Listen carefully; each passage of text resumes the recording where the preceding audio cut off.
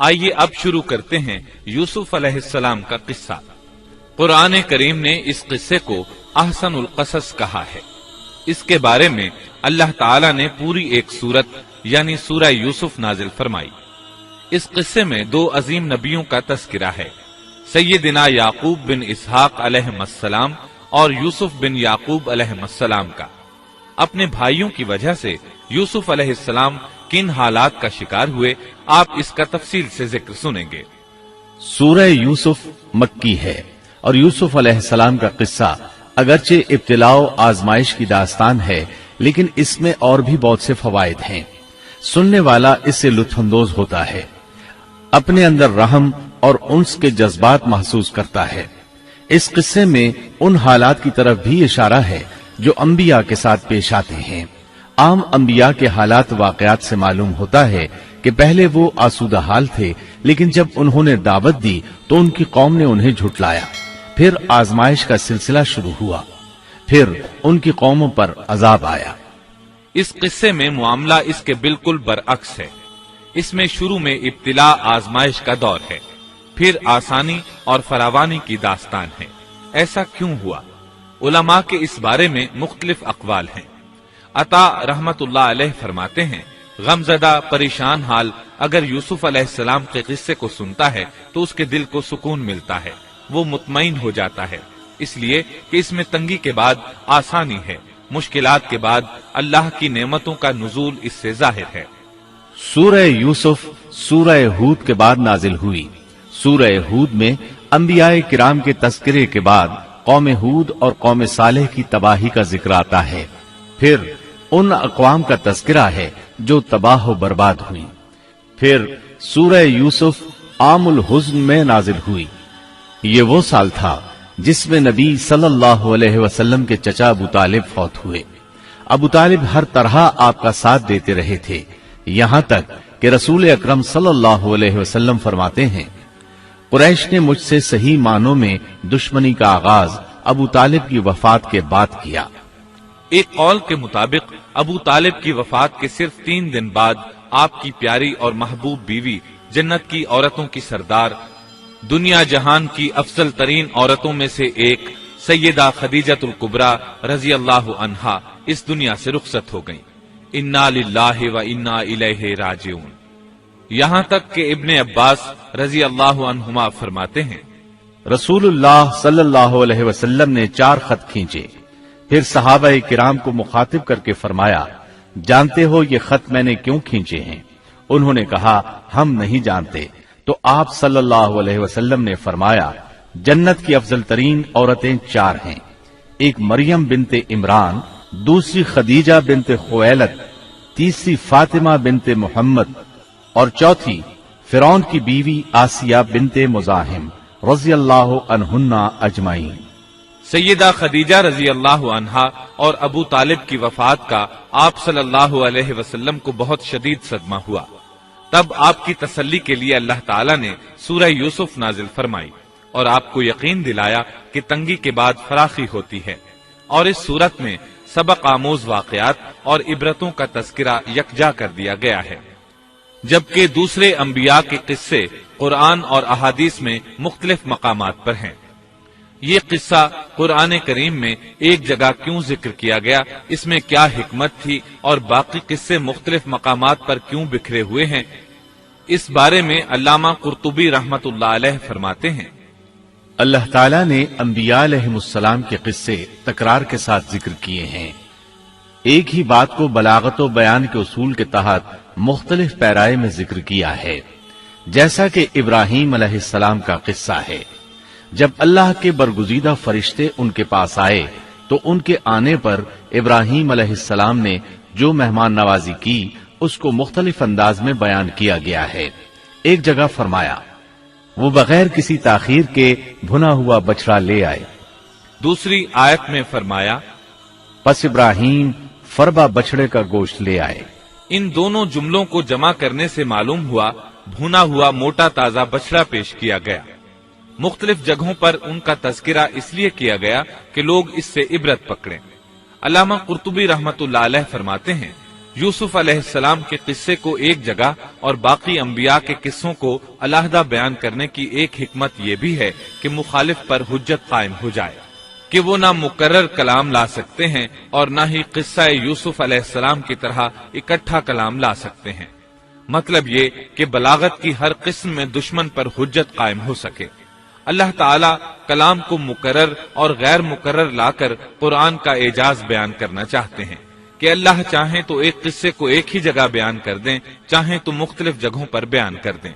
कोई ये न कह सके कि देखो कुरान में यह किस्सा अलहदा अलहदा बयान हुआ है, मैं इसको एक जगह बयान कर सकता हूँ, या इसके बरक्स ये न कह सके कि कुरान में तो ये किस्सा एक ही जगह बयान हुआ है, मैं इसको अलग अलग करके बयान कर सकता हूँ। अब हम इस किस्से का आगाज करते हैं और इसी तरह करते हैं जिस तरह इसका आगाज अल्लाह रब्बुल इज्जत ने किया है। शुरू अल्लाह के नाम से जो बड़ा मेहरबान निहायत रहम वाला है। अलिफ लाम रा, ये रोशन किताब की आयतें हैं। यकीनन हमने इस किताब को अरबी कुरान बनाकर नाजिल फरमाया है ताकि तुम समझ सको। हम आपके सामने बेहतरीन बयान पेश करते हैं इस कुरान से जो हमने आपकी जानिब वही के जरिए नाजिल किया है, और यकीनन आप इससे पहले बेखबरों में से थे। किस्सा दर असल एक खबर के बाद दूसरी खबर और इत्तिला दर इत्तिला को कहते हैं, और किसस का असल किस्सा है यानी पीछे चलना, जैसा कि अल्लाह की किताब में है। मूसा की वालिदा ने उनकी बहन से कहा कि तू उसके पीछे पीछे जा, और किसस की असल यही है कि किसी खबर का पै दर पै आना। इसलिए इरशाद बारी ताला है, हम आप पर बेहतरीन किस्से बयान करते हैं, और यकीनन आप इससे पहले बेखबरों में से थे। गफलत से मुराद यहाँ अल्लाह के जिक्र से गफलत नहीं, बल्कि इसका मतलब ये है कि नुज़ूल कुरान से पहले आप इन किसस से वाकिफ नहीं थे। अल्लाह ताला सूरह यूसुफ आयत 4 और 5 में फरमाते हैं, जब यूसुफ ने अपने बाप से जिक्र किया कि अब्बा जी, मैंने 11 सितारों और सूरज चांद को ख्वाब में देखा है कि वो सब मुझे सजदा कर रहे हैं। याकूब ने कहा, प्यारे बच्चे, अपने इस ख्वाब का जिक्र अपने भाइयों से न करना, ऐसा न हो कि वो तेरे साथ कोई फरेबकारी करे। शैतान तो इंसान का खुला दुश्मन है। रुया से मुराद वो ख्वाब है जिसको इंसान नींद की हालत में देखे, और रुयत से मुराद वो हकीकत है जिसको इंसान हालत बेदारी में अपनी आंखों से देखे। तो यूसुफ अलैहिस्सलाम ने ख्वाब में देखा कि 11 सितारे और सूरज और चांद उन्हें सजदा कर रहे हैं। याकूब अलैहिस्सलाम ख्वाब की हकीकत को जान गए, अगरचे आप ख्वाबों की ताबीर नहीं बताते थे, लेकिन उन्हें इल्म हो गया कि इसमें यूसुफ अलैहिस्सलाम की तकरीम है, और उन्हें यह भी इल्म था कि यूसुफ अलैहिस्सलाम के भाई उनसे हसद करते हैं। इसीलिए उन्होंने यूसुफ अलैहिस्सलाम से कहा कि अपने भाइयों को ये ख्वाब न सुनाना। यूसुफ अलैहिस्सलाम के 11 भाई थे। बिन्यामीन उनके सगे भाई थे, बाकी 6 एक मां से और 4 2 लौंडियों से थे। हकीकी भाई उनसे हसद नहीं करता था, वो उम्र में उनसे छोटा था। बाकी सब उनसे हसद करते थे, और इस हसद की वजह यह थी कि याकूब अलैहिस्सलाम उनसे वालिहाना मोहब्बत करते थे। इसी तरह बिन्यामीन से भी उन्हें बहुत लगाव था। मतलब ये कि इन दोनों से उन्हें ज्यादा मोहब्बत थी, और मोहब्बत में कमी बेशी कोई बुरी चीज नहीं। अलबत्ता नबी करीम सल्लल्लाहु अलैहि वसल्लम ने फरमाया, इनमें अदल से जरूर काम लें।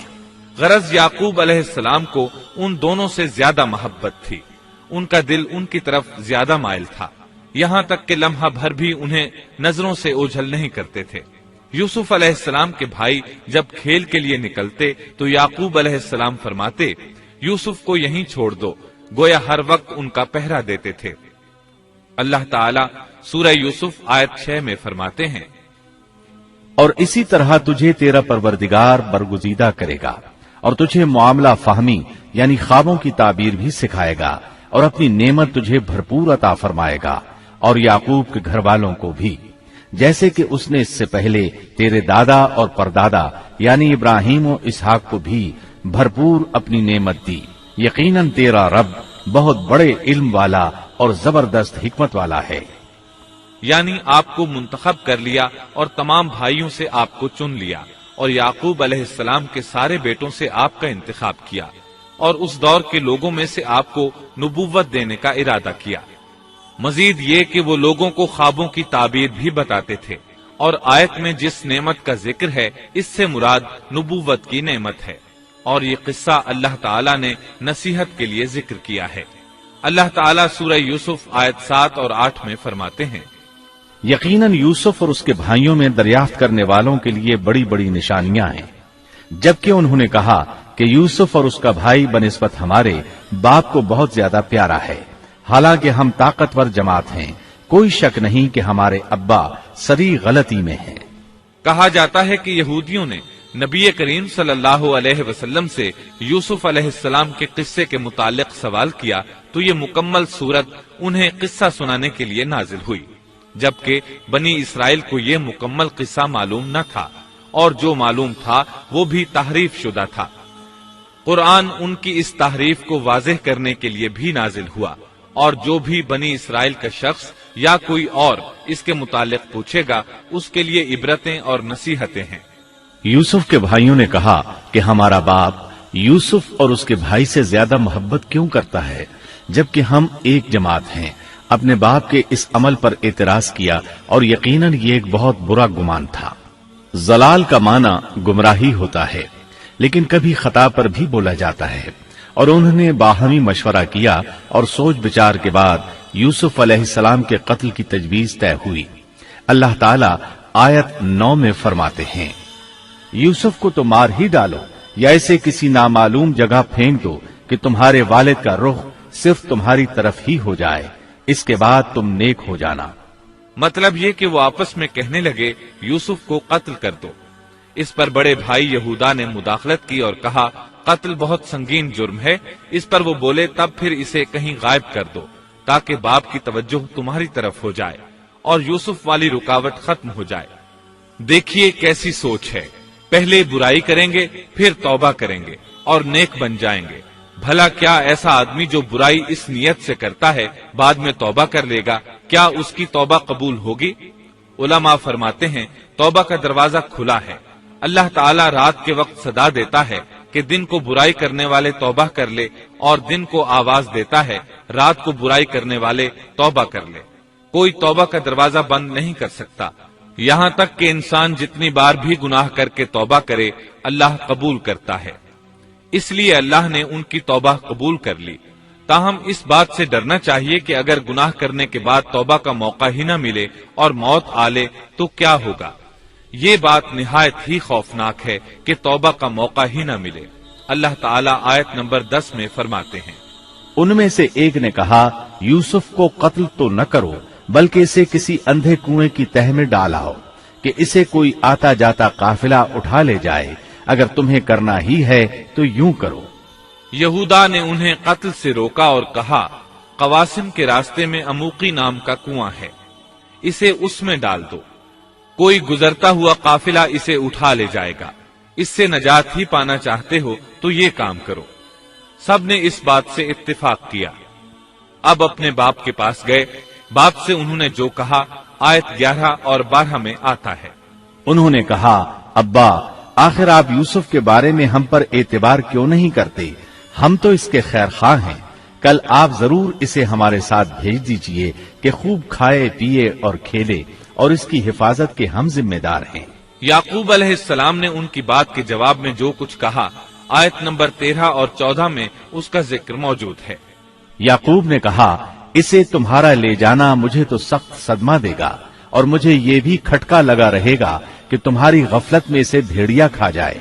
उन्होंने जवाब दिया कि हम जैसी जोरावर जमात की मौजूदगी में भी अगर इसे भेड़िया खा जाए तो हम बिल्कुल निकम्मे ही हुए।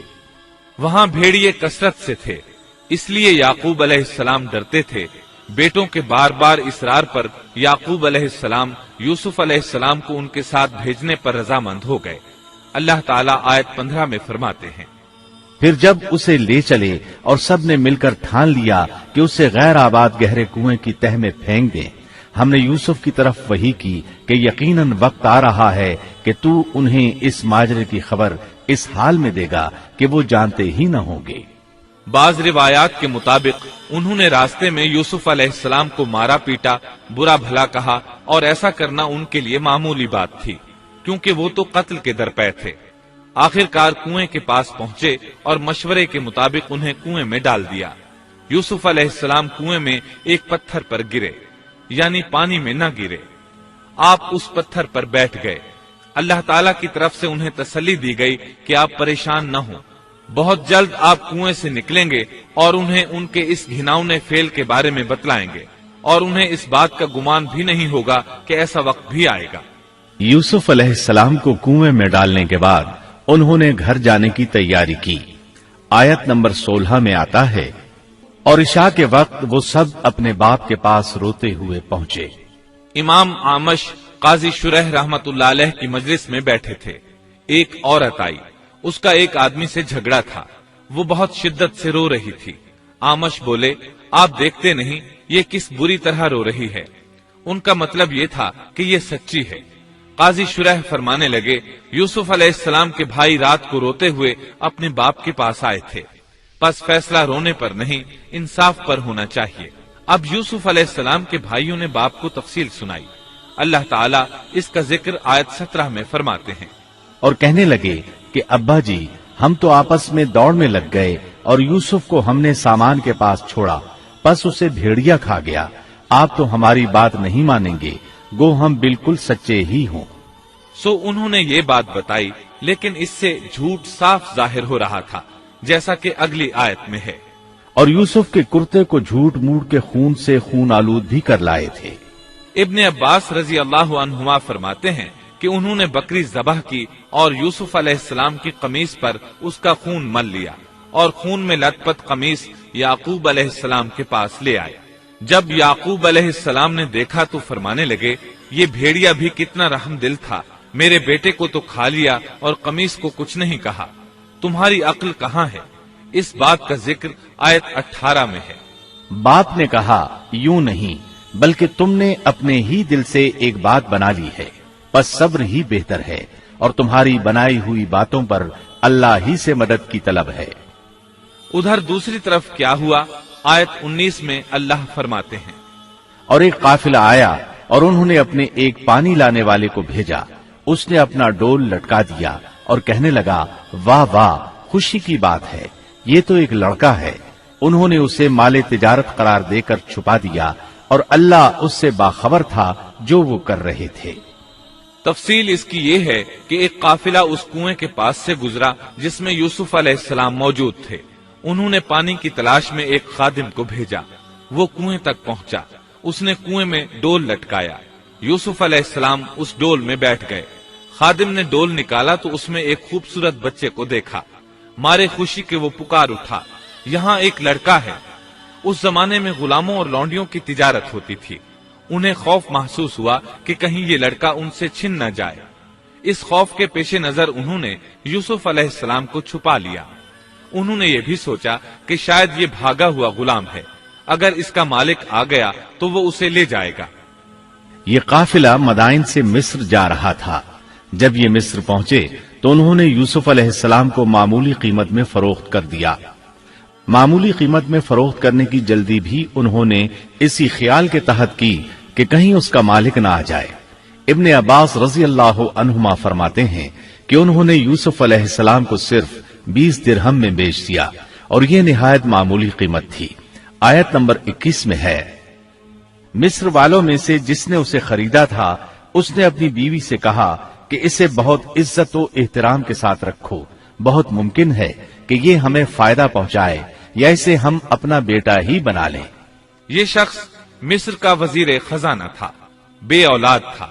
उसने सोचा शायद ये लड़का बड़ा होकर अच्छा इंसान बने, लिहाजा क्यों न हम इसे बेटा बना लें। इस तरह यूसुफ अलैहिस्सलाम वजीर खजाना के घर पले बढ़े। वजीर खजाना अजीज मिस्र कहलाता था। अजीज ने आपको बेटों की तरह रखा। आप कुछ बड़े हुए तो शाही महल की देखभाल आपके जिम्मे लगा दी गई। शाही महल के तमाम इख्तियारात आपके सुपुर्द कर दिए गए। अल्लाह ताला आयत 21 और 22 में फरमाते हैं, यूं हमने मिस्र की सरजमीन में यूसुफ का कदम जमा दिया कि हम उसे ख्वाब की ताबीर का कुछ इल्म सिखा दें। अल्लाह अपने इरादे पर गालिब है, लेकिन अक्सर लोग बेइल्म होते हैं। और जब यूसुफ पुख्तगी की उम्र को पहुंच गए تو ہم نے اسے قوت فیصلہ اور علم دیا. ہم نیک کاروں کو اسی طرح بدلہ دیتے ہیں. یوسف علیہ السلام بہت پاکیزہ اور توحید والے ماحول میں پروان چڑھے. گھر کا سارا انتظام انہی کے ہاتھ میں تھا. آپ بہت بصیرت اور سوجھ بوجھ سے گھر کا نظام چلا رہے تھے. ابھی عزیز مصر کی بیوی نے آپ کو گمراہ کرنے کی کوشش نہیں کی تھی کہ حلم، علم اور بصیرت کی صفات آپ میں موجود تھیں. مفسرین لکھتے ہیں جب یوسف علیہ السلام کی عمر 17-18 سال کی ہوئی تو جوانی کے ساتھ ان کے حسن میں مزید اضافہ ہوا. حسن یوسف واقعی بے مثال تھا. نبی اکرم صلی اللہ علیہ وسلم فرماتے ہیں، معراج کی رات میری ملاقات یوسف علیہ السلام سے ہوئی. ایسا لگتا تھا کہ دنیا کا نصف حسن یوسف علیہ السلام کو ملا ہے. مفسرین اس کی وضاحت کرتے ہیں کہ حسن کو اللہ تعالیٰ نے 2 حصوں میں تقسیم کیا ہے. آدھا حسن یوسف علیہ السلام کو دیا اور آدھا باقی ساری مخلوق میں تقسیم کر دیا. اللہ اکبر، یہ ہے حسن یوسف. اور جب یوسف کے حسن کی کیفیت یہ ہے تو پھر اس کے خالق کے کیا کہنے. جب عزیز مصر کی بیوی نے ان کا حسن دیکھا تو بے اختیار ہو گئی. اس کے اندر ہیجان پیدا ہوا. اس نے یوسف علیہ السلام سے بدکاری کا ارادہ کر لیا. ان کے ساتھ لطف و عنایت کا سلسلہ شروع کر دیا اور پھسلانے کے جتنے طریقے ہو سکتے تھے وہ اختیار کیے. ناز و نخرے کے ساتھ اس سے پیش آنے لگی. اللہ آیت 23 میں فرماتے ہیں، اس عورت نے جس کے گھر میں یوسف تھے یوسف کو بہلانا پھسلانا شروع کیا کہ وہ اپنے نفس کی نگرانی چھوڑ دے اور دروازے بند کر کے کہنے لگی، لو آ جاؤ. یوسف نے کہا، اللہ کی پناہ، وہ میرا رب ہے، مجھے اس نے بہت اچھی طرح رکھا ہے. بے انصافی کرنے والوں کا بھلا نہیں ہوتا ہے. مطلب یہ کہ آخر نوبت یہاں تک پہنچ گئی کہ ایک دن اس نے سارے دروازے بند کر لیے اور کہنے لگی، آئیے یوسف، میں نے یہ زیب و زینت آپ کے لیے کی ہے. یوسف علیہ السلام فرمانے لگے، اللہ کی پناہ، یہ ناممکن ہے، میں ایسا نہیں کر سکتا. کیا میں اپنے مالک کی گھر والی سے بدکاری کروں جس نے مجھے اپنے بیٹوں کی طرح ناز و نعمت میں رکھا؟ یہ بہت بڑا ظلم ہے اور ظالم لوگ فلاح نہیں پا سکتے.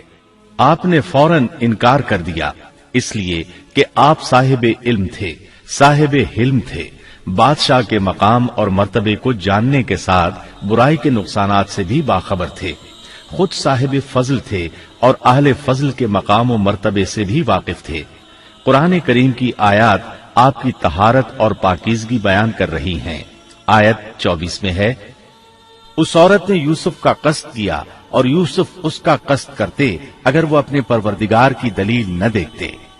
یوسف علیہ السلام نے اس کا ارادہ نہیں کیا، یہاں تک کہ اللہ تعالیٰ کی مہربانی سے ان کے دل میں اس گناہ کا خیال تک نہیں آیا. اللہ تعالیٰ نے آخر آپ کو علم بھی دیا تھا اور حلم بھی. آپ بادشاہ کے مرتبے سے واقف تھے، نیک تھے، جانتے تھے زانی کبھی فلاح نہیں پا سکتا، بلکہ آپ نے تو فوراً کہہ دیا، اللہ کی پناہ، میں ایسا ہرگز نہیں کر سکتا. اتنی بڑی آزمائش میں ان کے دل میں خیال آنا ممکن تھا.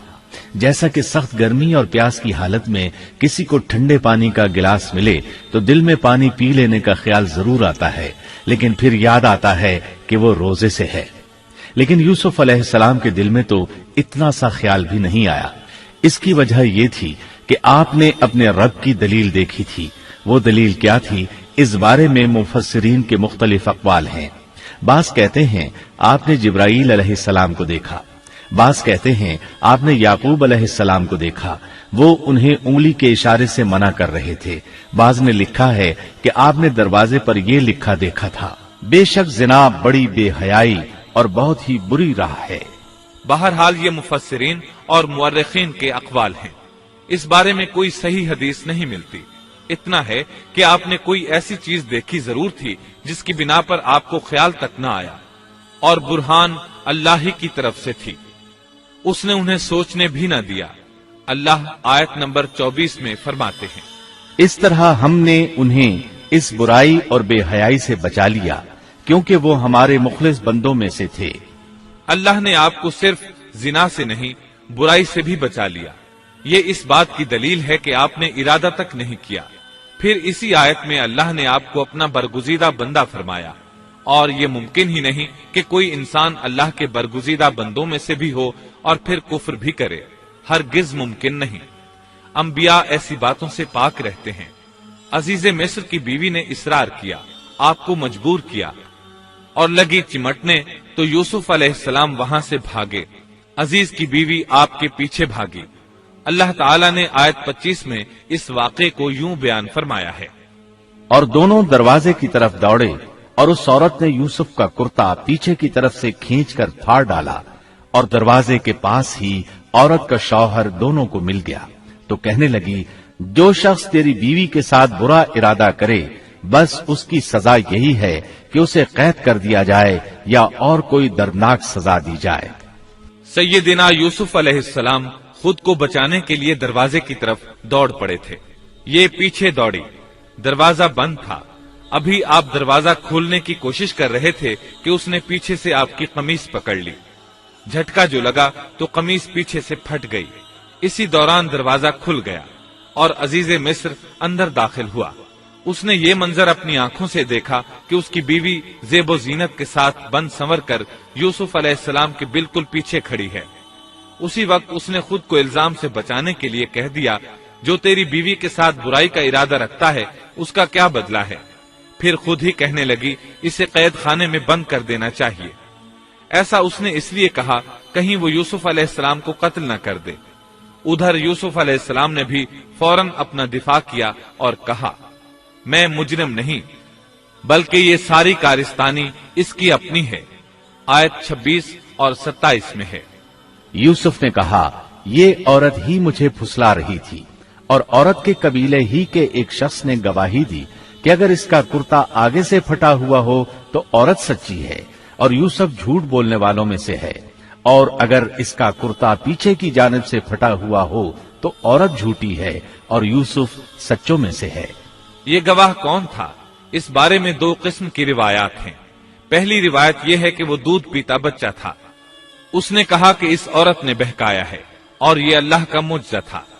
دوسری روایت یہ ہے کہ عزیز مصر کے ساتھ اس کا چچا زاد تھا، اس نے کہا، قمیص دیکھو کہاں سے پھٹی ہے، پیچھے سے پھٹی ہے تو یوسف سچے، اور آگے سے پھٹی ہے تو پھر وہ سچی ہے، یوسف جھوٹے ہیں۔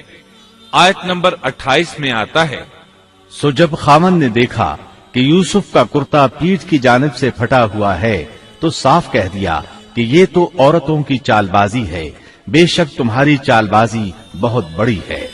سید قطب کہتے ہیں، عزیز مصر ان لوگوں میں سے تھا جن کے نزدیک شرف کی کوئی قیمت نہیں تھی۔ اگر اس میں غیرت ہوتی تو اس کا خون کھولتا، وہ عورت پر برہم ہوتا، لیکن اس نے غصے کے بغیر کہا۔ آیت 29 میں ہے، یوسف اب اس بات کو جانے دو، اور اے عورت تو اپنے گناہ سے توبہ کر، بے شک تو گناہ گاروں میں سے ہے۔ اس کے علاوہ اس نے کوئی اور بات نہ کی، یہاں تک کہ یوسف علیہ السلام کو گھر ہی میں رہنے دیا، جدا بھی نہ کیا۔ لیکن پھر یہ خبر شہر میں آگ کی طرح پھیل گئی، عورتیں طرح طرح کی باتیں کرنے لگیں، لوگ عزیز مصر کی بیوی کو تانے دینے لگے۔ آیت 30 میں ہے، اور شہر کی عورتوں میں چرچا ہونے لگا کہ عزیز مصر کی بیوی اپنے جوان غلام کو اپنا مطلب نکالنے کے لیے بہلانے پھسلانے میں لگی رہتی ہے، اس کے دل میں یوسف کی محبت بیٹھ گئی ہے، ہمارے خیال میں تو وہ سری گمراہی میں ہے۔ یہ چرچا ہونے لگا کہ عزیز مصر کی بیوی ایک غلام کے ساتھ برائی پر تل گئی، اگر کسی آزاد کے ساتھ ایسا کرتی تو معاملہ اور تھا، غلام سے محبت کر بیٹھی، یہ تو اس نے بے وقوفی کی انتہا کر دی، اس طرح اسے خوب برا بھلا کہا گیا۔ یہ خبر عزیز مصر کی بیوی تک بھی پہنچ گئی۔ آیت 31 میں ہے، اس نے جب ان عورتوں کی پرفریب مکارانہ باتیں سنی تو انہیں بلوا بھیجا اور ان کے لیے ایک مجلس مرتب کی، اور ان میں سے ہر ایک کو چھری دی اور کہا، اے یوسف ان کے سامنے چلے آؤ۔ ان عورتوں نے جب اسے دیکھا تو بہت بڑا جانا اور اپنے ہاتھ کاٹ لیے، اور زبان سے نکل گیا کہ اللہ کی پناہ، یہ انسان تو ہرگز نہیں، یہ تو یقیناً کوئی بہت ہی بزرگ فرشتہ ہے۔ وضاحت اس کی یہ ہے کہ اس عورت نے اپنے گھر میں ایک دعوت کا انتظام کیا، تمام عورتوں کو اس دعوت میں بلایا، دعوت کا انتظام اس طرح کیا کہ سب کے لیے ایک تکیہ لگایا، پھل سامنے رکھے اور ہر ایک کو ایک ایک چھری تھما دی۔ ساتھ ہی یوسف علیہ السلام سے کہا کہ مجلس میں آ جائیں۔ جب یوسف علیہ السلام آئے تو وہ انہیں دیکھ کر مبہوت رہ گئیں۔ ان کے حسن سے اس قدر متاثر ہوئیں کہ اپنا ہوش نہ رہا اور پھلوں کے بجائے اپنے ہاتھ کاٹ ڈالے، لیکن اس کا انہیں احساس تک نہ ہوا۔ سبحان اللہ، کیا حسن تھا جس کی وجہ سے انہوں نے اپنے ہاتھ کاٹ لیے اور خبر تک نہ ہوئی۔ کہنے لگیں یہ تو کوئی فرشتہ معلوم ہوتا ہے، انسان اتنا خوبصورت کیسے ہو سکتا ہے۔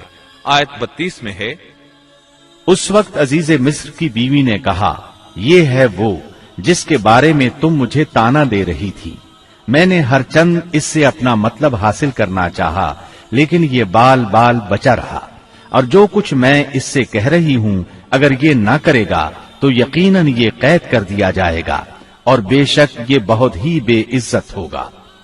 یہ آیت اس بات کی واضح دلیل ہے کہ یوسف علیہ السلام نے برائی کا ارادہ نہیں کیا تھا۔ پھر بات یہیں پر ختم نہیں ہو گئی، بلکہ تمام عورتیں یوسف علیہ السلام پر ٹوٹ پڑیں۔ ان میں سے ہر ایک کی خواہش تھی کہ یوسف علیہ السلام اس سے محبت کریں اور بے حیائی کا ارتکاب کریں۔ اپنی عزت اور شرف کو انہوں نے خاک میں ملا دیا۔ یوسف علیہ السلام کے حسن پر فریفتہ ہو گئیں۔ اس کیفیت کو دیکھ کر یوسف علیہ السلام نے اپنے رب سے دعا کی۔ آیت 33 اور 34 میں آتا ہے، یوسف نے دعا کی کہ اے میرے پروردگار، جس بات کی طرف یہ عورتیں مجھے بلا رہی ہیں اس سے تو مجھے جیل خانہ بہت پسند ہے۔ اگر تو نے ان کا مکر و فریب مجھ سے دور نہ کیا تو میں تو ان کی طرف مائل ہو جاؤں گا اور بالکل نادانوں میں جا ملوں گا۔ اس سے ظاہر ہوا سب عورتیں یوسف علیہ السلام کو اپنی طرف متوجہ کر رہی تھیں۔ انہوں نے ہر طریقہ اختیار کیا، لیکن یوسف علیہ السلام نے کسی ایک کی طرف توجہ نہ دی۔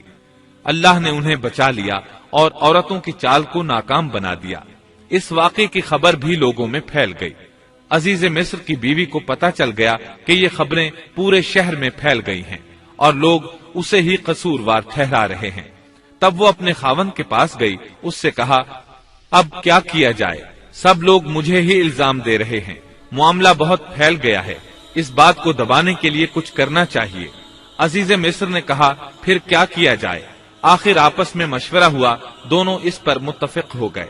ابن عباس رضی اللہ عنہما فرماتے ہیں، انہوں نے یوسف علیہ السلام کو ایک گدھے پر سوار کیا اور ایک ڈھول والا ساتھ کر دیا اور یہ منادی کرائی کہ اس عبرانی غلام نے اپنی مالکہ کے ساتھ برائی کی کوشش کی ہے، لہٰذا اسے اس جرم کی پاداش میں جیل میں ڈالا جاتا ہے۔ گویا انہوں نے اپنے پر سے الزام ختم کرنے کا یہ منصوبہ سوچا۔ اس بارے میں اللہ آیت 35 میں فرماتے ہیں، پھر ان تمام نشانوں کے دیکھ لینے کے بعد بھی انہیں یہی مصلحت معلوم ہوئی کہ یوسف کو کچھ مدت کے لیے قید خانے میں رکھیں۔ انہوں نے یہ اس لیے کہا تاکہ یوسف علیہ السلام پر تہمت لگائی جا سکے۔ اس طرح یوسف علیہ السلام قید خانے میں آ گئے۔ ان کے ساتھ 2 نوجوان اور قید خانے میں بھیجے گئے تھے۔ کچھ دن ساتھ رہنے کے بعد وہ جان گئے کہ یوسف علیہ السلام نیک سیرت انسان ہیں، عبادت گزار نوجوان ہیں۔ ایک رات دونوں نوجوانوں نے خواب دیکھے۔ صبح ہوئی تو دونوں یوسف علیہ السلام کے پاس گئے اور اپنا اپنا خواب سنایا۔ قرآن کریم آیت 36 میں اس کو یوں بیان کرتا ہے، اس کے ساتھ ہی 2 اور جوان بھی جیل خانے میں داخل ہوئے۔ ان میں سے ایک نے کہا کہ میں نے خواب میں اپنے آپ کو شراب میں چوڑتے دیکھا ہے، اور دوسرے نے کہا میں نے اپنے آپ کو دیکھا ہے کہ میں اپنے سر پر روٹی اٹھائے ہوئے ہوں جسے پرندے کھا رہے ہیں۔ ہمیں آپ اس کی تعبیر بتائیے، ہمیں تو آپ خوبیوں والے شخص دکھائی دیتے ہیں۔ قید خانے کے قیدی بھی جان چکے تھے کہ یوسف علیہ السلام نیک ہیں۔ آپ نے سوچا یہ دین کی دعوت دینے کا بہترین موقع ہے۔ انہوں نے جو کچھ ان سے کہا وہ آیت نمبر 37 اور 38 میں اس طرح آیا ہے، یوسف نے کہا تمہیں جو کھانا دیا جاتا ہے اس کے تمہارے پاس پہنچنے سے پہلے ہی میں تمہیں اس کی تعبیر بتلا دوں گا۔ یہ سب اس علم کی بدولت ہے جو مجھے میرے رب نے سکھایا ہے۔ میں نے ان لوگوں کا مذہب چھوڑ دیا ہے جو اللہ پر ایمان نہیں رکھتے اور آخرت کے بھی منکر ہیں۔ میں اپنے باپ دادوں کے دین کا پابند ہوں، یعنی ابراہیم، اسحاق اور یعقوب کے دین کا۔ ہمیں ہرگز یہ سزاوار نہیں کہ ہم اللہ کے ساتھ کسی کو بھی شریک کریں۔ ہم پر اور تمام اور لوگوں پر اللہ کا یہ خاص فضل ہے، لیکن اکثر لوگ ناشکری کرتے ہیں۔ آپ نے سب سے پہلے اپنا تعارف کرایا، ابراہیم اور یعقوب علیہ السلام کے بارے میں بتایا، اور اس زمانے کے لوگ ابراہیم علیہ السلام کو مانتے تھے۔ ابراہیم علیہ السلام معروف تھے، جانے پہچانے تھے۔ نبی کریم صلی اللہ علیہ وسلم سے پوچھا گیا کہ کریم یعنی عزت دار کون ہے؟ آپ نے فرمایا عزت دار کے بیٹے، عزت دار کے پوتے اور عزت دار کے پڑ پوتے، یعنی یوسف بن یعقوب بن اسحاق بن ابراہیم علیہ السلام۔ مطلب یہ کہ 4 پشتوں تک نبوت کی فضیلت یوسف علیہ السلام کے سوا کسی کے حصے میں نہیں آئی۔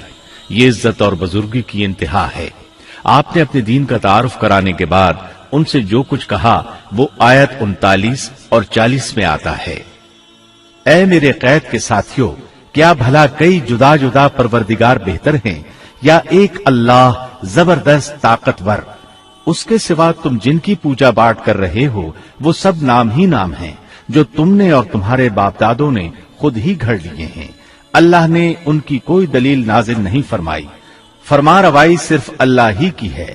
اس کا فرمان ہے کہ تم سب سوائے اس کے کسی اور کی عبادت نہ کرو۔ یہی دین درست ہے، لیکن اکثر لوگ نہیں جانتے۔ پھر یوسف علیہ السلام نے انہیں خواب کی تعبیر بتائی۔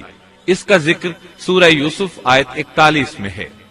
اے میرے قید خانے کے رفیقو، تم دونوں میں سے ایک تو اپنے بادشاہ کو شراب پلانے پر مقرر ہو جائے گا، لیکن دوسرا سولی دیا جائے گا اور پرندے اس کا سر نوچ نوچ کھائیں گے۔ تم دونوں جس کے بارے میں تحقیق کر رہے تھے اس کام کا فیصلہ کر دیا گیا۔ تعبیر سن کر وہ قیدی کہنے لگے ہم نے اس طرح خواب نہیں دیکھا۔ جس کے قتل کی تعبیر بتائی گئی تھی وہ تو خاص طور پر کہنے لگا میں نے یہ خواب نہیں دیکھا۔ اس پر یوسف علیہ السلام نے فرمایا یہ اللہ کا فیصلہ ہے، تبدیل نہیں ہو سکتا۔ پھر آپ نے دوسرے قیدی سے فرمایا اور جس کی نسبت یوسف کا گمان تھا کہ ان دونوں میں سے یہ چھوٹ جائے گا، اس سے کہا کہ اپنے بادشاہ سے میرا ذکر بھی کر دینا۔ پھر اسے شیطان نے اپنے بادشاہ سے ذکر کرنا بھلا دیا اور یوسف نے کئی سال قید خانے ہی میں کاٹے۔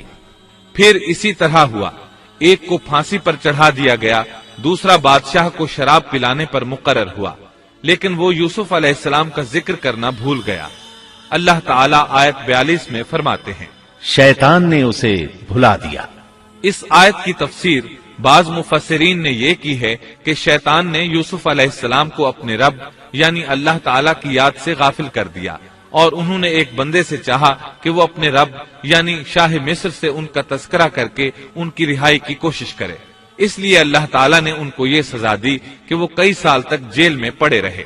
یہ تفسیر بالکل غلط ہے۔ درست یہ ہے کہ فَأَنْسَاهُ کی ضمیر اس شخص کی طرف لوٹتی ہے جس کے متعلق یوسف علیہ السلام کا گمان تھا کہ وہ رہائی پانے والا ہے، اور اس آیت کے معنی یہ ہیں کہ شیطان نے اس شخص کو اپنے آقا سے یوسف علیہ السلام کا ذکر کرنا بھلا دیا، جیسا کہ علامہ ابن کثیر اور دیگر مفسرین نے اسی طرح کہا ہے۔ انس رضی اللہ عنہ سے مروی یہ روایت کہ اللہ تعالیٰ نے یوسف علیہ السلام کی طرف وحی کی کہ اے یوسف تجھے تیرے بھائیوں سے کس نے نجات دی؟ فرمایا اے اللہ آپ نے۔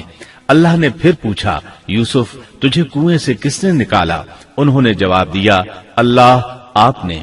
اللہ تعالیٰ نے پھر پوچھا یوسف تجھے عورتوں سے کس نے بچایا؟ کہا اللہ آپ نے۔ اب اللہ نے فرمایا پھر اب اللہ کے سوا کسی اور سے نجات کیوں طلب کرتے ہو؟ یہ روایت عقل اور نقل دونوں کے خلاف ہے، کیونکہ تکالیف و مصائب سے خلاصی کے لیے دنیاوی اسباب اختیار کرنا جائز ہے، جیسا کہ سورۃ المائدہ میں اللہ تعالیٰ فرماتے ہیں کہ نیکی اور تقوی کے کاموں میں ایک دوسرے کا تعاون کرو، اور یوسف علیہ السلام کا رہائی پانے والے شخص سے اپنی رہائی کے متعلق بادشاہ سے بات کرنے کو کہنا اس آیت کے عین مطابق ہے، اور ایسا کرنا توکل علی اللہ کے خلاف نہیں۔ لہذا مذکورہ بیان کردہ روایت جس طرح سند کے اعتبار سے کمزور ہے، اسی طرح مفہوم کے اعتبار سے بھی قرآن کے خلاف ہے۔ یوسف علیہ السلام قید خانے میں پڑے ہیں، کسی کو ان کی خبر تک نہیں۔ یہ ان کی ایک اور آزمائش تھی، کسی کو خبر ہو تو نکالے۔ آخر کچھ مدت بعد بادشاہ نے خواب دیکھا۔ بادشاہ نے کہا میں نے ख्वाब में देखा है कि 7 मोटी ताजी फरबा गायें हैं जिनको 7 दुबली पतली लागर गायें खा रही हैं, और 7 बालियां हैं हरी हरी और दूसरी 7 बिल्कुल खुश्क। इस ख्वाब ने बादशाह को परेशान कर दिया। उसने कहा, ए दरबारियों, मेरे इस ख्वाब की ताबीर बतलाओ अगर तुम ख्वाब की ताबीर दे सकते हो। उन्होंने जवाब दिया, ये तो उड़ते उड़ाते परेशान ख्वाब हैं और ऐसे शोरीदा परेशान ख्वाबों की ताबीर जानने वाले हम नहीं। जब वो ख्वाब की ताबीर न बता सके तब उस साकी को यूसुफ अलैहिस्सलाम याद आए। वो चौंक उठा। उन 2 कैदियों में से जो रिहा हुआ था उसे मुद्दत के बाद याद आ गया और कहने लगा, मैं तुम्हें इसकी ताबीर बतला दूंगा, मुझे जाने की इजाजत दीजिए। कैद खाना शहर से बाहर था। उन्होंने उसे उधर रवाना कर दिया। वो जेल पहुंचा, यूसुफ अलैहिस्सलाम से मिला और बोला, ए यूसुफ, ए बहुत बड़े सच्चे, आप हमें इस ख्वाब की ताबीर बतलाइए कि 7 मोटी ताजी गायें हैं जिन्हें 7 दुबली पत्ती गायें खा रही हैं, और 7 बिल्कुल सब्ज खोशे हैं और 7 ही दूसरे बिल्कुल खुश्क हैं, ताकि मैं वापस जाकर उन लोगों से कहूं ताकि वो सब जान लें। तब यूसुफ अलैहिस्सलाम ने ख्वाब की ताबीर बताई। यूसुफ ने जवाब दिया कि तुम 7 साल तक पै दर पै लगातार हस्बे आदत गल्ला बोया करना और फसल काट कर उसे बालियों समेत ही रहने देना, सिवाय अपने खाने की थोड़ी सी मिकदार के। इसके बाद 7 साल निहायत सख्त कहत के आएंगे। वो उस गल्ले को खा जाएंगे जो तुमने उनके लिए जखीरा रख छोड़ा था, सिवाय उस थोड़े से गल्ले के जो तुम महफूज करके रखोगे। आपने सिर्फ ख्वाब की ताबीर नहीं बताई बल्कि इलाज भी बताया। इसके बाद एक और बात भी बताई। इसके बाद जो साल आएगा उसमें लोगों पर खूब बारिश बरसाई जाएगी और वो उसमें शीरे अंगूर भी खूब निचोड़ेंगे। साकी बहुत तेजी से वापस गया, बादशाह को पूरी तफसील बताई। तब बादशाह ने कहा, यूसुफ को मेरे पास लाओ। बादशाह का कासिद वापस आया और आपसे कहा, बादशाह आपको बुला रहा है। यूसुफ अलैहिस्सलाम ने कहा, मैं कैद खाने से नहीं निकलूंगा। नबी करीम सल्लल्लाहु अलैहि वसल्लम फरमाते हैं, अल्लाह यूसुफ अलैहिस्सलाम पर रहम फरमाए, उन्होंने किस हद तक सब्र किया। उनकी जगह मैं होता और मुझे कैद खाने से निकलने के लिए कहा जाता तो मैं फौरन बाहर निकल जाता। 7 साल तक कैद में रहने के बाद अगर कोई कैदी से बाहर निकलने के लिए कहे और वो बाहर निकलने से इनकार कर दे तो ये बात अजीब ही लग सकती थी, लेकिन यूसुफ अलैहिस्सलाम हर तरह से बरी होकर निकलना चाहते थे। चुनाचे आपने कहा, यूसुफ ने कहा, अपने बादशाह के पास वापस जा और उससे पूछ कि उन औरतों का हकीकी वाकया क्या है जिन्होंने अपने हाथ काट लिए थे। उनके हीले को सही तौर पर जानने वाला मेरा परवरदिगार ही है। कासिद वापस आया, उसने बादशाह को यूसुफ का जवाब सुनाया। अब बादशाह ने उन औरतों को जमा किया और कहा, बादशाह ने पूछा, ए औरतों, उस वक्त का सही वाकया क्या है जब तुम दाव फरेब करके यूसुफ को उसकी दिली मंशा से बहकाना चाहती थी। उन्होंने साफ जवाब दिया कि माज अल्लाह, हमने यूसुफ में कोई बुराई नहीं पाई। फिर तो अजीज मिस्र की बीवी भी बोल उठी कि अब तो हक सच वाजे हो गया है, मैंने ही उसे वरगलाया था उसके जी से और यकीनन वो सच्चों में से है। यूसुफ ने कहा, ये इस वास्ते कि अजीज मिस्र जान ले कि मैंने उसकी पीठ पीछे उसकी खयानत नहीं की, और ये भी कि अल्लाह दगाबाजों के हथकंडे चलने नहीं देता। मैं अपने नफ्स की पाकीज़गी बयान नहीं करता, बेशक नफ्स तो बुराई पर उभारने वाला ही है, मगर ये कि मेरा परवरदिगार ही अपना रहम करे। यकीनन मेरा पालने वाला, बड़ी बख्शिश करने वाला और बहुत मेहरबानी फरमाने वाला है। बाज मुफस्सिरीन के नजदीक ये यूसुफ अलैहिस्सलाम का कौल है, और ये उन्होंने उस वक्त कहा जब जेल में उनको ये सारी तफसील बतलाई गई, या बाज के बकौल बादशाह के पास जाकर उन्होंने ये कहा। बाज मुफस्सिरीन के नजदीक ये भी अजीज मिस्र की बीवी ही का कौल है, और मतलब ये है कि यूसुफ की गैर मौजूदगी में भी उसे गलत तौर पर तोहमत लगाकर खयानत का इर्तिकाब नहीं करती, बल्कि अमानत के तकाजों को सामने रखते हुए अपनी गलती का एतराफ करती हूँ। या ये मतलब है कि मैंने यूसुफ को फुसलाने की कोशिश जरूर की, लेकिन वाकया ये है कि अपने खावंद की खयानत नहीं की और किसी बड़े गुनाह में वाक़ नहीं हुई। हाफिज इब्ने कसीर ने इसी कौल को तरजीह दी है, اور اسے سیاق و معانی کے اعتبار سے زیادہ مناسب اور موزوں قرار دیا ہے۔ آیت 54 میں اللہ تعالیٰ فرماتے ہیں، بادشاہ نے کہا اسے میرے پاس لاؤ کہ میں اسے اپنے خاص کاموں کے لیے مقرر کر لوں۔ پھر جب اس سے بات چیت کی تو کہنے لگا کہ آپ ہمارے ہاں آج سے ذی عزت اور امانت دار ہیں۔ تب یوسف علیہ السلام بولے، یوسف نے کہا آپ مجھے ملک کے خزانوں پر مقرر کر دیجئے، میں حفاظت کرنے والا اور باخبر ہوں۔ اسی طرح ہم نے یوسف کو ملک کا قبضہ دے دیا کہ وہ جہاں کہیں چاہے رہے سہے، ہم جسے چاہیں اپنی رحمت پہنچا دیتے ہیں، ہم نیکوکاروں کا ثواب ضائع نہیں کرتے، یقیناً ایمانداروں اور پرہیزگاروں کو اخروی اجر بہت ہی بہتر ہے۔ بادشاہ نے یوسف علیہ السلام کو ملک کا مکمل اختیار دے دیا، اور ایک روایت میں ہے اس نے کہا، یوسف میرا اختیار اب صرف کرسی تک محدود ہے۔ اس طرح تمام معاملات یوسف علیہ السلام کے اختیار میں آ گئے اور خیر و برکت کے سال شروع ہو گئے۔ یوسف علیہ السلام نے ان سالوں سے خوب فائدہ اٹھایا، ہر طرف بھلائی ہی بھلائی ہو گئی، غلے کی فراوانی ہو گئی، جس طرح یوسف علیہ السلام چاہتے تھے اسی طرح خرچ کیا جاتا تھا۔ پھر اس طرح 7 سال ختم ہو گئے اور قحط کے سال شروع ہو گئے۔ اس قحط نے نہ صرف مصر کو بلکہ فلسطین وغیرہ کے علاقوں کو بھی اپنی لپیٹ میں لے لیا۔ اب چونکہ مصر بہت زیادہ خوشحال تھا، یوسف علیہ السلام نے 7 سال تک غلے کو بچا بچا کر رکھا تھا، اس لیے لوگ مصر آنا شروع ہو گئے۔ فلسطین میں بھی غلہ ختم ہو گیا۔ یعقوب علیہ السلام اور ان کے بیٹوں تک بھی قحط کے اثرات پہنچ گئے، بلکہ ان کے علاقے میں قحط شدید ہو گیا۔ تلاش کے باوجود غلہ نہیں ملتا تھا، ملتا بھی تھا تو بہت مہنگا۔ فلسطین میں خبر پہنچی کہ مصر کا بادشاہ پرانی قیمت پر غلہ دے رہا ہے۔ یہ خبر اس لیے پہنچی کہ یوسف علیہ السلام پرانی قیمت پر غلہ فروخت کر رہے تھے۔ چنانچہ فلسطین سے غلہ خریدنے کے لیے قافلے مصر آنے لگے۔ یوسف علیہ السلام پرانی قیمت پر غلہ ضرور دیتے، لیکن ایک آدمی کو صرف اتنا دیتے جتنا ایک اونٹ اٹھا سکتا، اس سے زیادہ نہ دیتے، تاکہ تاجر لوگ مال سٹاک کر کے مہنگا نہ بیچیں۔ اس لیے جو غلہ خریدتا تھا اس کے لیے ضروری تھا کہ اپنے گھر والوں کو ساتھ لائے۔ یوسف علیہ السلام ہر ایک سے پوچھتے، تمہارے گھر کے کتنے افراد ہیں، انہیں ساتھ لے کر آؤ۔ اور اس طرح یوسف علیہ السلام کے بھائیوں نے بھی مصر جانے کا ارادہ کر لیا۔ قرآن مجید میں اس کا تذکرہ یوں آیا ہے، یوسف کے بھائی آئے اور یوسف کے پاس گئے تو اس نے انہیں پہچان لیا اور انہوں نے اسے نہ پہچانا۔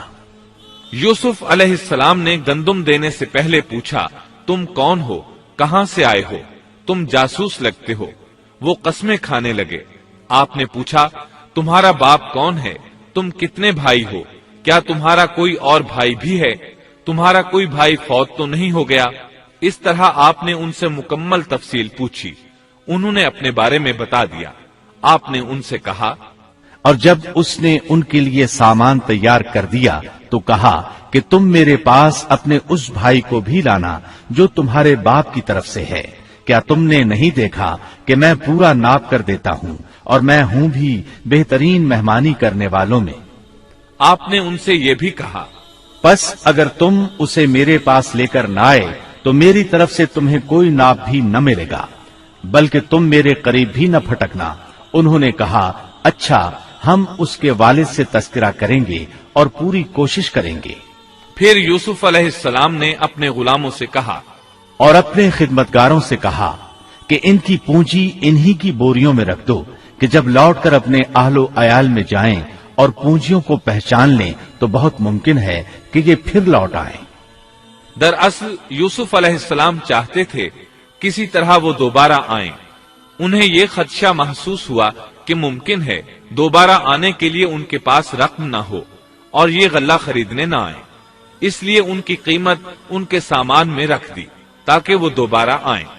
جب یہ گھر پہنچے تو سامان کھولنے سے پہلے باپ سے کہا، جب یہ لوگ لوٹ کر اپنے والد کے پاس گئے تو کہنے لگے، ہم سے تو غلے کا پیمانہ روک لیا گیا، اب آپ ہمارے ساتھ ہمارے بھائی کو بھیجیے کہ ہم پیمانہ بھر کر لائیں، ہم اس کی نگہبانی کے ذمہ دار ہیں۔ یعنی انہوں نے کہا کہ آئندہ ہمیں غلہ اسی صورت میں ملے گا जब हम अपने छोटे भाई बिन्यामीन को साथ ले जाएंगे। इस पर याकूब अलैहिस्सलाम ने फरमाया, याकूब ने कहा कि मुझे तो इसकी बाबत तुम्हारा बस वैसा ही एतबार है जैसा इससे पहले इसके भाई के बारे में था। बस अल्लाह ही बेहतरीन हाफिज है और वो सब मेहरबानों से बड़ा मेहरबान है। मतलब ये कि याकूब अलैहिस्सलाम ने उनकी बात मानने से इनकार कर दिया। इसके बाद जब उन्होंने अपना सामान खोला तो क्या देखा? जब उन्होंने अपना सामान खोला तो उन्होंने अपना सरमाया मौजूद पाया जो उनकी जानिब लौटा दिया गया था। कहने लगे, ऐ हमारे बाप, हमें और क्या चाहिए? देखिए तो ये हमारा सरमाया भी हमें वापस लौटा दिया गया है। हम अपने खानदान को गल्ला ला देंगे और अपने भाई की निगरानी रखेंगे और एक ऊंट का पैमाना ज्यादा लाएंगे। ये नाप तो बहुत आसान है। जब याकूब अलैहिस्सलाम ने ये मामला देखा और उनका इसरार बढ़ा तो सोच में पड़ गए कि मामला कुछ और मालूम होता है। बस उन्हें अल्लाह ताला की तरफ से इल्हाम हुआ कि साथ भेज दीजिए। याकूब ने कहा, मैं तो इसे हरगिज हरगिज तुम्हारे साथ न भेजूंगा जब तक कि तुम अल्लाह को बीच में रखकर मुझे कौलो करार न दो कि तुम इसे मेरे पास पहुंचाओगे, सिवाय इस एक सूरत के कि तुम सब गिरफ्तार कर लिए जाओ। जब उन्होंने पक्का कौलो करार दिया तो उन्होंने कहा, हम जो कुछ कहते हैं अल्लाह उस पर निगहबान है। उन्होंने मजीद नसीहत की और याकूब ने कहा, ऐ मेरे बच्चों, तुम सब एक दरवाजे से न जाना बल्कि कई जुदा जुदा दरवाजों में से दाखिल होना। मैं अल्लाह की तरफ से आने वाली किसी चीज को तुमसे टाल नहीं सकता। हुक्म सिर्फ अल्लाह ही का चलता है। मेरा कामिल भरोसा उसी पर है और हर एक भरोसा करने वाले को उसी पर भरोसा करना चाहिए। मतलब ये था कि तुम 11 नौजवान हो, तुम्हें देखकर कोई हसद न कर बैठे, तुम्हें नजर न लग जाए, और नजर का लग जाना बरहक है, और ये बसा औकात इंसान को कब्र में पहुंचा देती है। अब ये रवाना हुए। जब वो उन्हीं रास्तों से जिनका हुक्म उनके वालिद ने उन्हें दिया था गए, कुछ न था कि अल्लाह ने जो बात मुकर्रर कर दी है वो उससे उन्हें जरा भी बचा ले। मगर याकूब के दिल में एक ख्याल पैदा हुआ जिसे उसने पूरा कर लिया। बिला शुबहा वो हमारे सिखलाए हुए इल्म का आलिम था, लेकिन अक्सर लोग नहीं जानते। मतलब ये कि इंसान की कोशिश के बावजूद तकदीर अपना काम दिखा जाती है। अता रहमतुल्लाह अलैह फरमाते हैं कि याकूब अलैहिस्सलाम के बारे में ये जो फरमाया कि उसके पास हमारा दिया हुआ इल्म था, इसका मतलब ये है कि याकूब अलैहिस्सलाम जो भी बात करते थे उसमें अल्लाह का जिक्र होता और गौर व फिक्र के बाद बात करते। पहले अल्लाह का नाम लेते और यही उनका इल्म था। यूसुफ अलैहिस्सलाम के भाई गए और दरबार में हाजिर हुए। आपने मामूल के मुताबिक उनकी रिहाइश का इंतजाम किया। हर दो को एक कमरा दिया। इस तरह बिन्यामीन अकेले बच गए। यूसुफ अलैहिस्सलाम ने फरमाया, चलो इसे इधर मेरे पास छोड़ जाओ। जब वो चले गए तो यूसुफ अलैहिस्सलाम ने उन्हें गले से लगा लिया। ये सब जब यूसुफ के पास पहुंच गए तो उसने अपने भाई को अपने पास जगह दी और कहा कि मैं तेरा भाई यूसुफ हूं, बस ये जो कुछ करते रहे इसका कुछ रंज न कर। मतलब ये कि वो बिन्यामीन को भी सताते रहे। इसके बाद यूसुफ अलैहिस्सलाम ने क्या किया, इसका जिक्र सूरह यूसुफ आयत 77 में सुनिए। फिर जब उन्हें उनका सामान असबाब ठीक ठाक करके दिया तो अपने भाई के सामान में पानी पीने का प्याला रख दिया। फिर एक आवाज देने वाले ने पुकार कर कहा कि ए काफिले वालों, तुम लोग तो चोर हो। उन्होंने उनकी तरफ मुंह फेर कर कहा कि तुम्हारी क्या चीज खोई गई है। जवाब दिया कि शाही प्याला गुम है, जो उसे ले आए उसे एक ऊंट के बोझ का गल्ला मिलेगा। इस वादे का मैं जामिन हूं। उन्होंने कहा, अल्लाह की कसम, तुमको खूब इल्म है कि हम मुल्क में फसाद फैलाने के लिए नहीं आए और न हम चोर हैं। उन्होंने कहा, अच्छा चोर की क्या सजा है अगर तुम झूठे हो?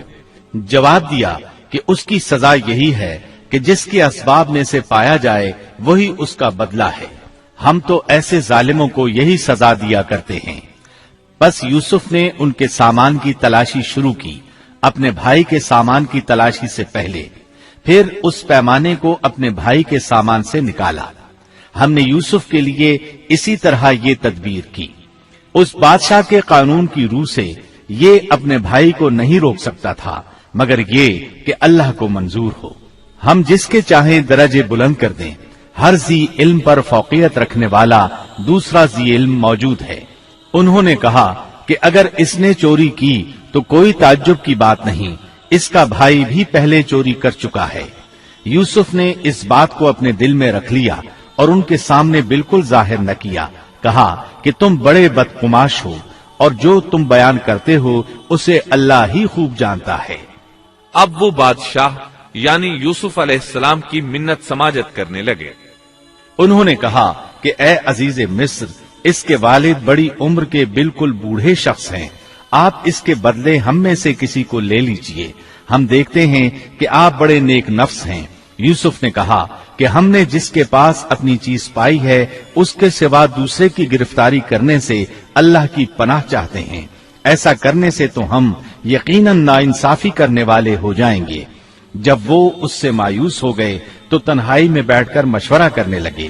ان میں جو سب سے بڑا تھا اس نے کہا، تمہیں معلوم نہیں کہ تمہارے والد نے تم سے اللہ کی قسم لے کر پختہ قول قرار لیا ہے اور اس سے پہلے یوسف کے بارے میں تم کوتاہی کر چکے ہو، پس میں تو اس سرزمین سے نہ ٹلوں گا جب تک کہ والد صاحب خود مجھے اجازت نہ دیں یا اللہ میرے اس معاملے کا فیصلہ کر دے، وہی بہترین فیصلہ کرنے والا ہے۔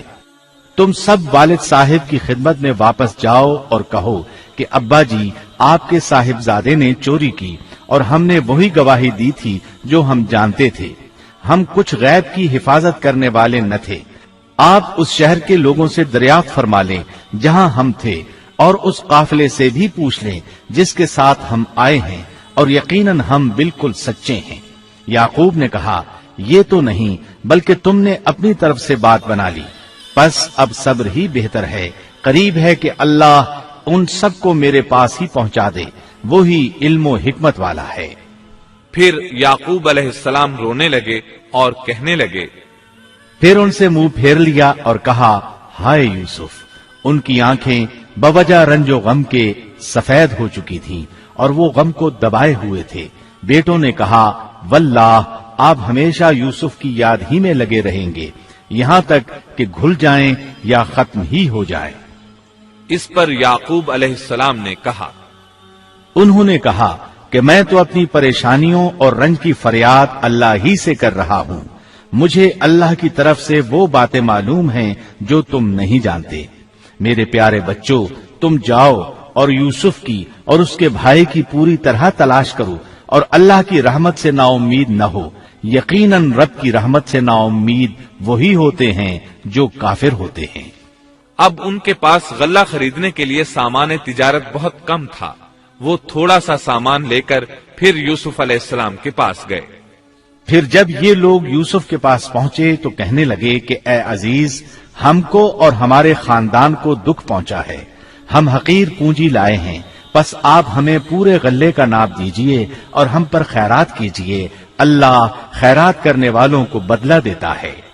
اب برادران یوسف ان کے سامنے رسوائی کے درجے تک پہنچ گئے، چنانچہ یوسف علیہ السلام نے انہیں زیادہ پریشان کرنا مناسب نہ سمجھا اور اپنا مکمل تعارف کروا دیا۔ یوسف نے کہا، جانتے بھی ہو کہ تم نے یوسف اور اس کے بھائی کے ساتھ اپنی نادانی کی حالت میں کیا کیا؟ انہوں نے کہا، واقعی تو ہی یوسف ہے۔ جواب دیا کہ ہاں، میں یوسف ہوں اور یہ میرا بھائی ہے، اللہ نے ہم پر فضل و کرم کیا۔ بات یہ ہے کہ جو بھی پرہیزگاری اور صبر کرے تو اللہ کسی نیکوکار کا اجر ضائع نہیں کرتا۔ انہوں نے کہا، اللہ کی قسم، اللہ نے تجھے ہم پر برتری دی ہے اور یہ بھی بالکل سچ ہے کہ ہم خطا کار تھے۔ جواب دیا، آج تم پر کوئی ملامت نہیں ہے، اللہ تمہیں بخشے، وہ سب مہربانوں سے بڑا مہربان ہے۔ میرا یہ کرتا تم لے جاؤ اور اسے میرے والد کے منہ پر ڈال دو کہ وہ دیکھنے لگیں اور اپنے خاندان کو میرے پاس لے آؤ۔ وہ قمیص لے کر یعقوب علیہ السلام کی طرف چل دیے۔ جو ہی مصر سے چلے، یعقوب علیہ السلام نے خوشبو محسوس کر لی۔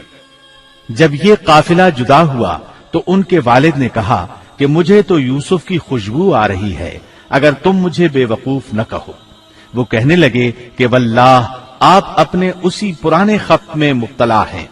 جب خوشخبری دینے والے نے پہنچ کر ان کے منہ پر وہ کرتا ڈالا، اسی وقت وہ پھر سے بینا ہو گئے۔ کہا کیا میں تم سے نہ کہا کرتا تھا کہ میں اللہ کی طرف سے وہ باتیں جانتا ہوں جو تم نہیں جانتے؟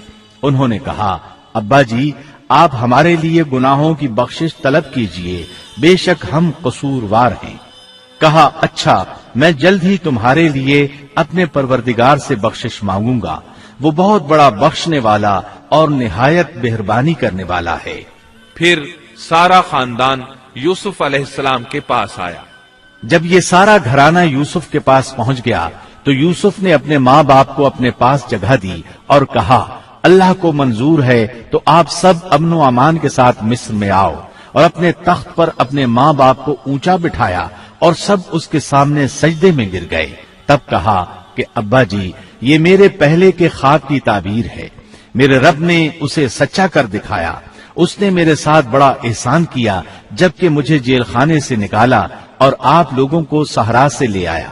اس اختلاف کے بعد جو شیطان نے مجھ میں اور میرے بھائیوں میں ڈال دیا تھا، میرا رب جو چاہے اس کے لیے بہترین تدبیر کرنے والا ہے اور وہ بہت علم و حکمت والا ہے۔ اے میرے پروردگار تو نے مجھے کچھ حکومت عطا فرمائی اور مجھے خواب کی تعبیر سکھلائی۔ اے آسمانوں اور زمین کے پیدا کرنے والے تو ہی دنیا و آخرت میں میرا ولی اور کارساز ہے۔ تو مجھے اسلام کی حالت میں فوت کر اور نیکوں میں ملا دے۔